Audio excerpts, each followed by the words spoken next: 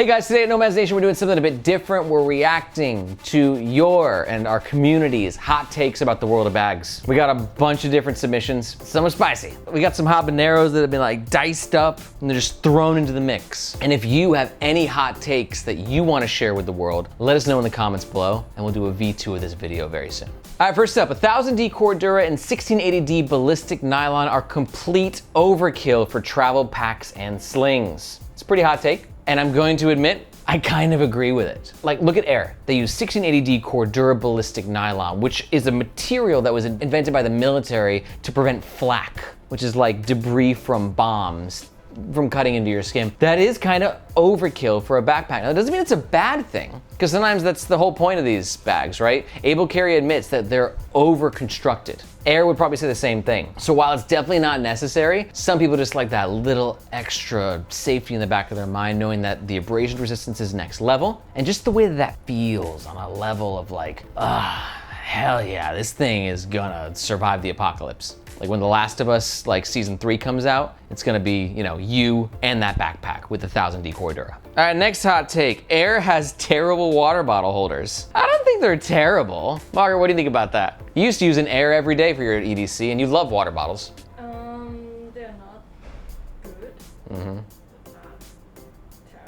Yeah, not terrible. It's a good hot take. I like that. I would say that it seems like Evergood's is sort of like the standard for like the best water bottle holders in terms of just the overall design. I'd say I give Air like a 7.5 to 8 out of 10. Definitely seen worse, but definitely have seen better. But terrible, not gonna lie, it's a spicy take. Bags made in Vietnam are better than bags made in the USA. You know, I wonder, is that really a hot take? I mean, I think that some people in certain communities might be like really for made in USA. Like pro-America. And maybe 10 years ago, more people would have thought that, but I think that as the bag world gets more educated and you see some of the best bag makers like Air being made in China, Evergood's being made in Vietnam, and most brands being made in Vietnam, like the best brands. I'm not saying that made in USA bags aren't as great, because you still have GoRuck, Mission Workshop, Tom Bin. But in my experience as a bag reviewer and a backpack brand owner, and having been on the ground in Vietnam, I can tell you that they just take backpacks so seriously there. It's just an industry that they're really passionate about. And they've built such a workforce that just takes craftsmanship of what it takes to make a backpack and develop a backpack from a functional perspective to a different level. So it's a hot take, and I agree with it.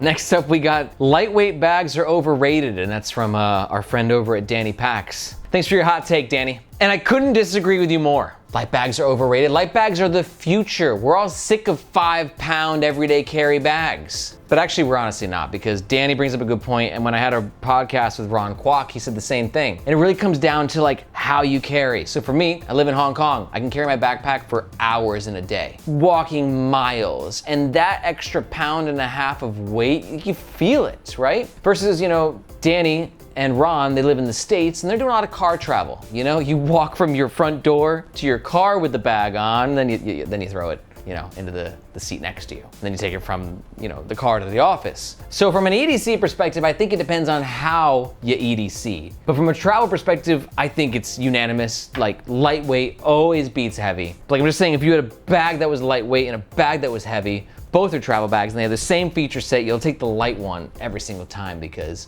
light bags just are great. So I don't appreciate the disrespect with the light travel bags, Danny. Just kidding, I love you, dude. Next up, strap dangle is okay and makes it easier to loosen straps to take the bag off. I think they're just trolling me. I think that they must know who they're talking to, because again, violently disagree with this. Dangle is the worst. I just got this new bag from Wotan Craft, which I'm gonna be reviewing soon, and I'm in love with it. It's the Easy Pack. It's 15 liters. It's been great, but God, the dangle situation every time I'm walking, it's like dangle, dangle, arm, arm. I hate this. I hate this. And that's what dangle is. It's just a pester. It's just an annoyance. It's a constant reminder that there's not something as streamlined as it should be that's happening with your bag. I've heard this contrarian take before. John from Unpacked, he's tried to do it a few times. It's cute, it's adorable. I like what you guys are doing. I respect it, but don't play this game with me. Dangle needs to be stopped. This little guy's doing the hard work. That is a hot take I do not support. But thanks for participating, I do appreciate it. Alpaca is overrated. They pump out too much without testing to fix any issues. That's an interesting take. Now, obviously here at Nomadization, we're big fans of Alpaca. We reviewed a bunch of their gear. And actually we had the owner of Alpaca, the founder, Jin, come visit our headquarters like 2 weeks ago. They came and visited from China. It was super cool. We learned so much about the brand. But they definitely move fast. Like you have like two polar opposites between Alpaca and Evergoods, let's say. Evergoods, minimal product lineup, and every bag is kind of trying to be a classic that they're investing and believing in. Alpaca, on contrast, is like, we're gonna do 5 new bags a month, and some are gonna hit and some are gonna miss, and we'll replace the ones that miss and just keep pumping out new ones. And they move so fast because they actually own their own factory in China, which gives them such a competitive advantage. So yeah, I think with that sort of a business model of move fast and break, you're gonna have some bags that might have some issues. I will say it's been few and far in between. But sometimes you'll have something like the frickin' Flow Satchel, which Alpaca just launched on Kickstarter, which Margaret and I were not crazy about, but it raised almost 400,000 USD. So like, they're moving fast allows them to kind of test the market in ways that other brands can't, and it seems to be working for them. Margaret's hot take was self-standing bags are overrated. I couldn't disagree more. It's so funny though, because Margaret, I always see, you know, your little section of the office is over there, and you're always just leaning it against a wall, you know? So you're like, it doesn't need a self-stand. The wall helps it self-stand. But wouldn't your bag be better if you didn't have to lean it against the wall? Self-standing bags, there's always a wall. You know what? You're not wrong. I disagree with you, but your wall argument's pretty good, so I'll give you that. All right, I got a hot take. Side handles on EDC backpacks are stupid. Top handle, must have, right? I mean, you know, you're grabbing the bag like this, but like everyone's talking about the new side handles on the Air City Pack Pro 2, which Margaret and I agree we don't love the aesthetic of, but I'm reading the comments, people are like, oh yeah, but now I can grab it in any direction. It's like, but just, there's always a handle on the top. I don't get it. I do not understand why you need side handles on an everyday carry backpack. That's why we didn't make one with a fire backpack. I refused. I was like, nope, not gonna happen. Top handle on an EDC for sure. Side handle on a travel bag, absolutely. Different story. But for your 20-liter backpack, do you need 4 handles to like make this thing work? I don't get it. It's my hot take. And I gotta know, like, these hot takes, do you agree with them? Do you disagree with them? What's your hot take on my hot take? Let's go to like bag hot take inception right now. Let me know your comments below. I got another one from YouTube. There are too many manufacturers making essentially the same bags with slight variations. What happened to true innovation?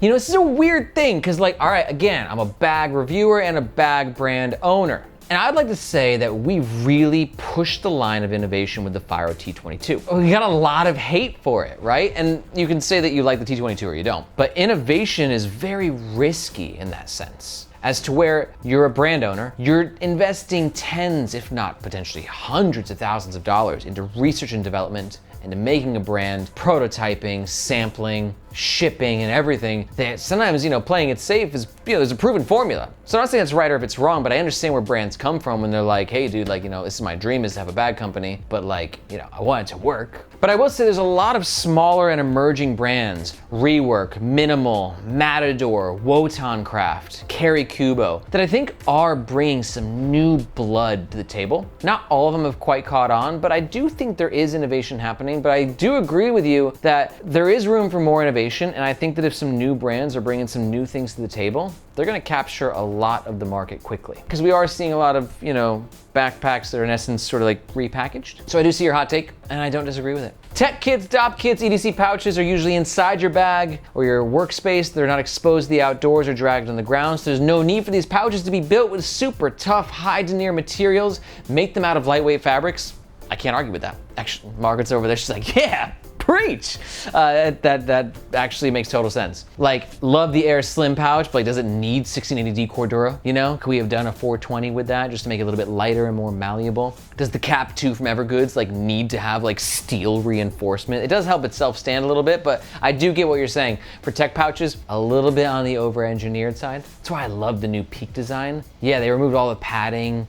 And it's just this beautiful 330D, or I think it's a 400D Cauldron nylon. So I'm with you. That's not a spicy take at all. That's just facts. So thank you for sharing. Luggage pass-throughs are overrated and not needed. Depends. I got a heavy nod from Margaret. I think it depends. If you never travel with a suitcase with your bag, then yeah, totally overrated. But for some people who want to travel with a suitcase, it's essential, right? And I would have totally agreed with you 3 years ago. I never traveled with a suitcase. I was like hardcore backpacker, dude. I was like, suitcases? Enjoy that, boomers. I'm a backpacker. And then my back started to hurt more. And my wife convinced me that we should go with suitcases to resorts. And I was like, oh, this is actually pretty awesome. But then I need a bag to put on the suitcase, and the luggage pass-through helps with that. So depends how you travel and maybe where you're at in your life. But I can say 3 years ago, I definitely full-heartedly agreed with this hot take. Can't understand why any bag manufacturer would come with a travel backpack of 30 liters and above without load lifters and a removable hip belt. I can't grasp why anyone would buy such bags. Do they hate their own body to the point of voluntarily killing their shoulders and back? Spicylicious. I would agree. I think 30 liters and up, always prefer a hip belt and load lifters. Load lifters can be a little controversial in the bag world. Like Luke, who is our head of development at BagMe for my backpack brand Firo, he thinks that all the load lifters on these backpacks are He's like, they're not load lifters. Load lifters are what you see on outdoor backpacks where they actually literally scientifically redistribute the weight and like lift the load.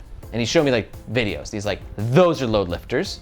That's So from that perspective, you know, we're not even using like the highest tech, awesome, real, scientifically proven load lifters that like the outdoor world uses. But for me, I agree with your hot take because they're more shoulder strap stabilizers, if anything. They do create an extra bit of comfort with the bag and it helps redistribute the weight in some manner. So I think for some people, like I had an old friend named Everett, he would carry like 45-liter bags around and he wouldn't ever use the hip belt. He wouldn't ever use the load lifters. He thought they were lame. And he's like, dude, I don't need that, you know? So I think it just depends on your outlook on the world and how cool you might want to look. And, but you know, you get a little bit older, those load lifters, those hip belts, they go a long way. This is us trying out some new content, guys. So if you enjoyed it, leave a comment. We can do more videos. And if you really enjoyed it, leave your hot take and we can do a V2. It's fun to see how different people like different things on bags and how those opinions change. Like my opinions are changing on bags and what I prefer all the time. And if you want to see some more hot takes, you should take a look at my picks for my favorite bags of the year that we put into distinct categories across the board. And I'd love to hear your reaction to my picks in the comments of that video, which you can watch right here. Thank you so much for watching, guys. My name is Aaron. This is Nomads Nation, and we'll catch you next time.